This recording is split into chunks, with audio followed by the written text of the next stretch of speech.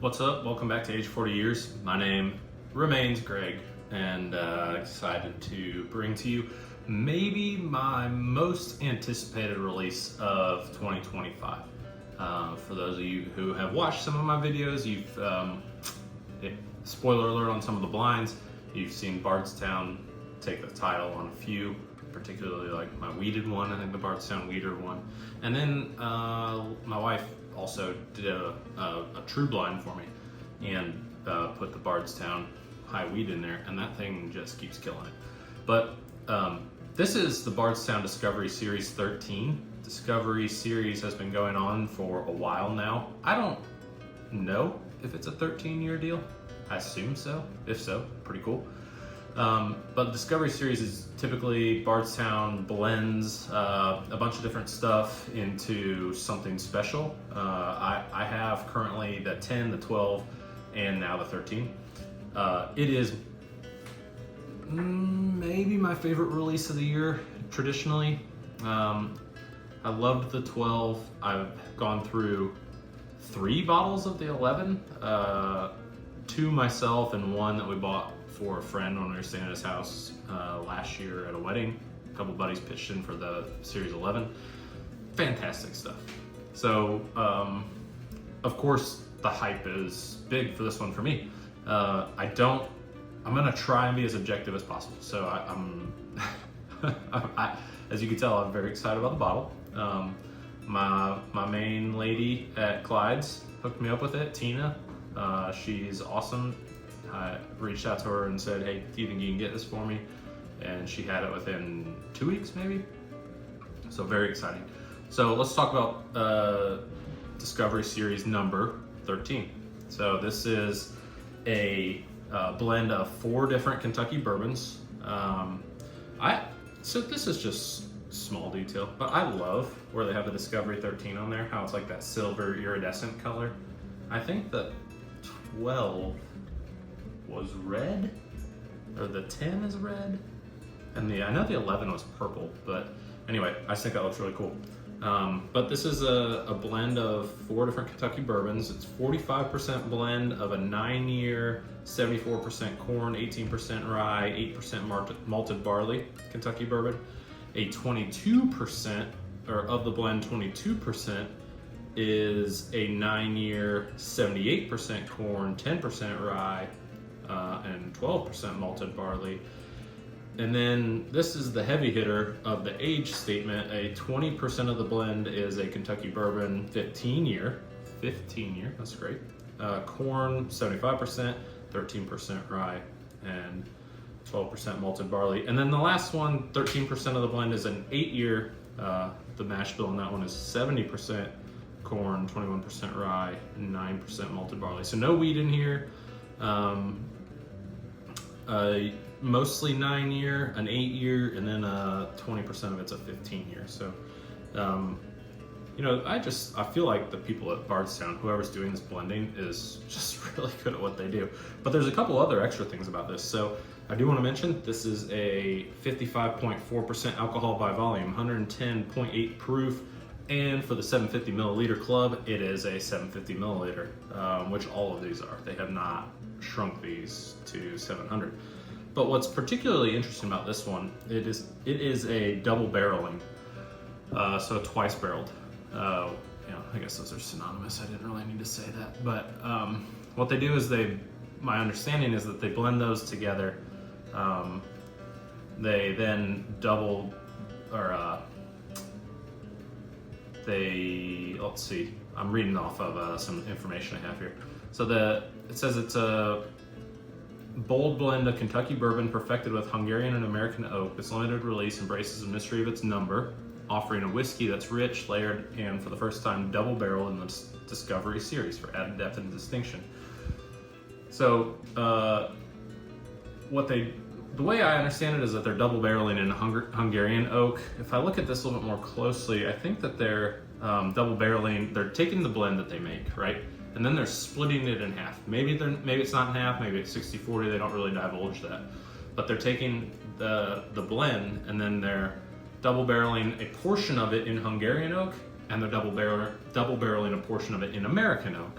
And then after that time period is complete, they're bringing those together for the product you have here. So it's really a complex process on this one. You got 4 different blends, or 4 different bourbons blended into one, then separated again into some mystery mix between Hungarian and American oak, and then brought back together for what we have here. I really don't know what to expect. I've not kept up with any reviews in particular on it, so I'm not really sure what we're gonna have here. You know, it's great to see the Kentucky whiskey in it, but you know, look, I've had some of the other ones that I really like, and some of them have Tennessee whiskey. Oh no. I love their New Year release every year. The 2025 New Year release was great, and that's like 4, 5, 8, 10 different states that they get whiskey from. So let's let the liquid in the bottle tell us if it's good, rather than perception that we have based on a mash bill or a location. Cool. All right. So here we go. My favorite, or my most anticipated release. Now, I do want to mention, I do like Jack Daniels. It's done really well in my reviews lately, but I have not been able to find the Jack Daniels 14. So I know there's probably some people saying, man, that JD 14, how are you not more excited for that than this? A, Bardstown is probably right now my favorite distillery going. And B, I can't find that thing. So it's hard to be excited about something you can't find. And that's just kind of my general sentiment right now in the bourbon market. It's like, I'm not gonna go spend a bunch of time just hunting stuff. I'll rely on the couple stores that I do, particularly Clyde's and Tina. I can message her and she'll help me find stuff. But you know, at the end of the day, like, what I get that the Jack Daniels 14 is supposed to be great, but I also feel like there's plenty of other good stuff coming out. So that is why this lands as my most anticipated. So let's give it a go. Hold on, I'm gonna turn off my ceiling fan. I feel like it pushes all the good smells away.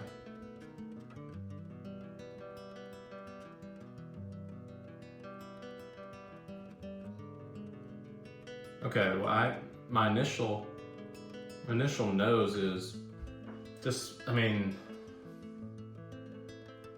I know it's only 20% of the blend, but you can, that 15 year is really bringing up the punch on the nose. But I'd say it's oaky, it's clovey. There's something in there I just got, and I'm trying to get back. Maybe a little bit of it's definitely caramely. Caramely and vanilla. I mean, you got that vanilla flavor. I think that's a product of the twice barreled, or the double barreled. But it's really nice.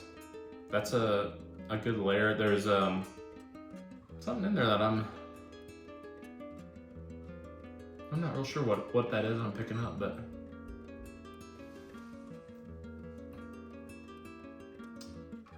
sorry, my notes on the blend itself going away.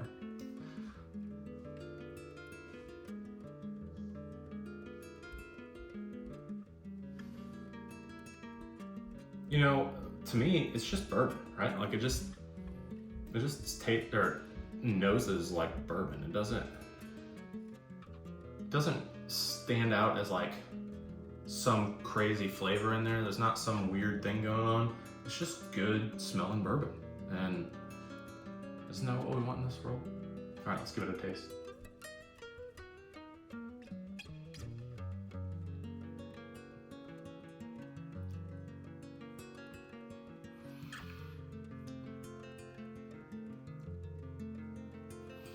That is an awesome oak flavor in there. I don't know that I've specifically had Hungarian oak, and I don't know how much of this went through those barrels, but that is a unique oak flavor that I'm not really accustomed to.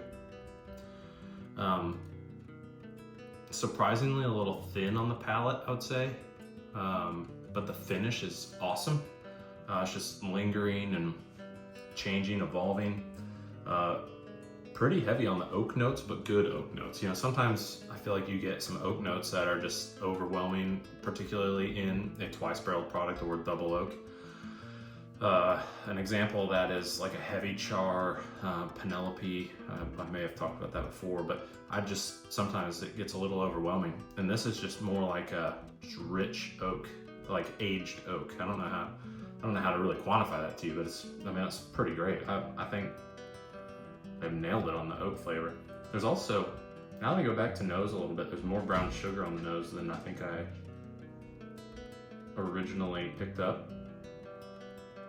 It's a good nose. It's a good nose, but I think the palate's where the winner is, and the finish is delivering. It's still hugging. It's great. Let's go back.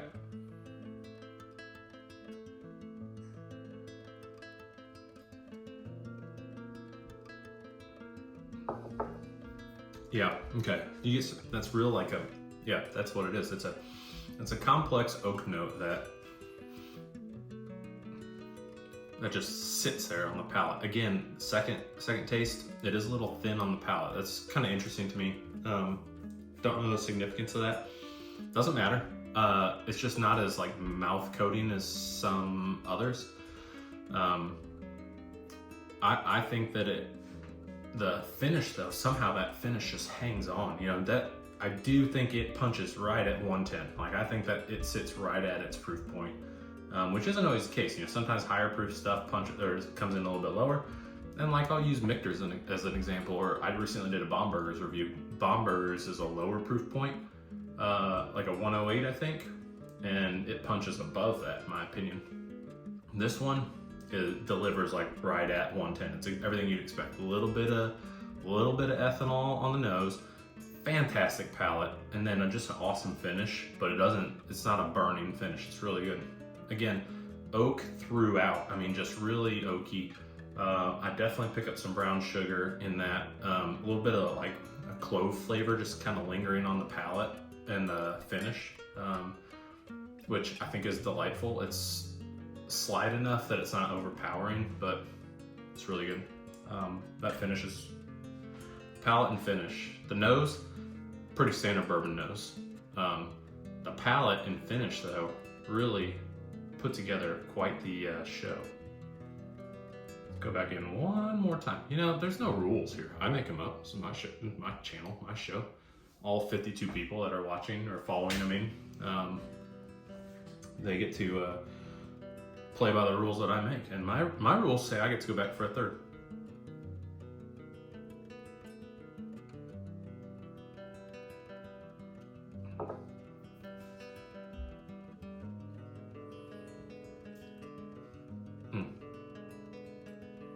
This is gonna be a real interesting one. I don't have the 11 anymore.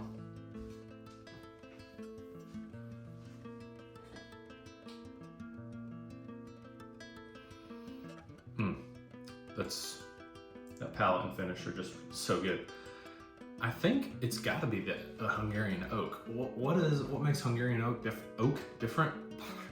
Got me, I don't know. But it's just a unique flavor in here that I don't normally get. But it's oaky, but it's different oak. So, I don't know. Maybe it's a combination of the two working together, the American and Hungarian. Amerigarian, we'll make up a word, Amerigarian. But, that's really good. What I'll do is I'm gonna plan to do a blind of this. I'll do the 12, I'll do the 10. The 10 is not all Kentucky bourbon. There's some other stuff in there. So maybe a little bit different flavors. That's okay.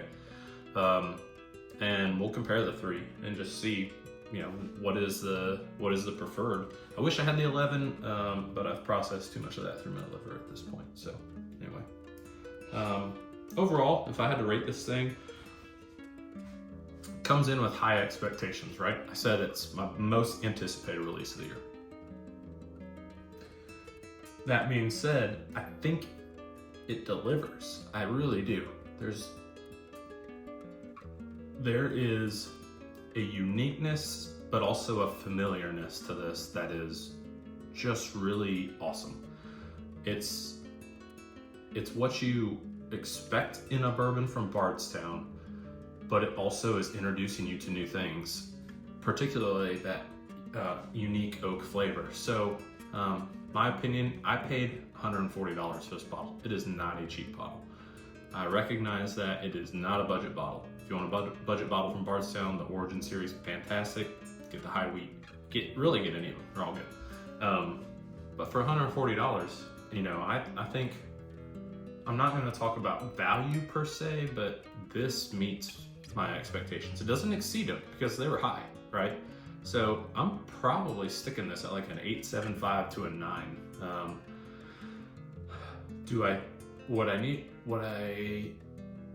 Would I put it above the Bomburgers, which I really liked? I actually think I gave the Bomburgers a slightly lower rating than that, like an 8.5. But that's gonna be interesting. I'll do a year-end like best of from the year, and we'll just kind of do, you know, 4 or 5 that are some of my favorites. I don't know if it'll beat it or not. Hell, I don't even know if it's gonna beat the 12 and the 10. But as far as my expectations for this bottle, I mean, really good. I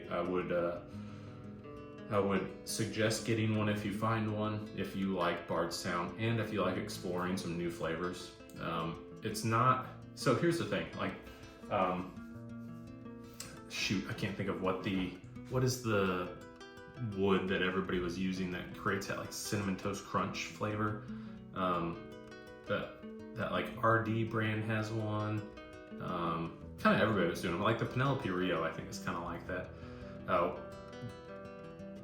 That like totally changed the flavor entirely. This doesn't do that. This introduces new flavors into a familiar formula, and it does so in a way that's approachable, but also kind of lets you explore. I think they've done an awesome job. What is it called? Discovery series. What are we doing? We're discovering new flavors. Do I feel like we've done that? Absolutely. While also maintaining that this is a straight up blend of Kentucky bourbon, and it's just good, and there's just some cool new flavors in there. So, I mean, we'll go with an 8.75. We'll see how it does year end. We'll see how it does against its brothers. But I really enjoy it. I would suggest picking one up if you like Bardstown. If that feels a little pricey to you, I understand that, but my opinion, worth it. Do I wish I'd have picked up 2 of these instead of picking up a Russell's Reserve 13? All day. This thing, I would get this all day over the Russell's 13. So if that helps you make a decision. Again, I wasn't able to find the Jack 14. That'd be an interesting one to put against it, but you know, that's what I got. Anyway, that'll wrap it up. Just want to finish and of course remind you to like and subscribe if you like the content you're seeing here. Also, I'll remind you to please drink responsibly. Please be safe on the roads. Don't drink and drive.